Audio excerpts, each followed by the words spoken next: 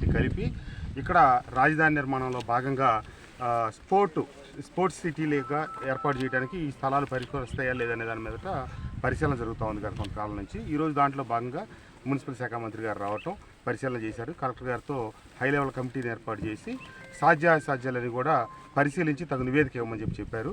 ఆ మేరకు మంత్రి గారిని నేను కోరుతా ఉంది ఏంటంటే పాజిటివ్గా రిపోర్ట్స్ తీసుకొని మా మైలవరం నియోజకవర్గంలో ఏ రకమైనటువంటి ప్రాజెక్టులు లేవు సార్, తప్పకుండా అటుపక్క నదికి రాజధాని కార్యకలాపాలు చాలా పెద్ద ఎత్తున ఉన్నాయి, ఇటు ప్రాంతంలో కూడా చేస్తే మా నియోజకవర్గం కూడా అభివృద్ధి అవుతుంది కాబట్టి తగు జాగ్రత్తలు తీసుకోవాలి సార్. Thank you. జరిగినప్పుడు 2014లో గౌరవ ముఖ్యమంత్రి చంద్రబాబు నాయుడు గారు అమరావతిని రాజధాని ప్రాంతంగా ప్రకటించిన తర్వాత ఈ ప్రాంతం మొత్తం కూడా కాలొచ్చింది. ఇక్కడ నది, ఇక్కడ ఉన్నటువంటి ఆస్తి నది అనేది ఈ ప్రాంతానికి ఉన్నటువంటి బ్యూటీ. దీనికి రెండు వైపులా, ఒకవైపు అమరావతి ఉంది, ఒకవైపు మైలవరం నియోజకవర్గం ఇబ్రహీంపట్నం మండలం, అలాగే ఈ ప్రాంతం నుంచి జగ్గయ్యపేట వరకు ఉంది. ఈ రెండు వైపులా అభివృద్ధి చేయాలనేది ముఖ్యమంత్రి గారి ఆలోచన. ఇవాళ అమరావతిలో అనేక సిటీస్ కడతా ఉన్నారు. దాంట్లో ప్రధానంగా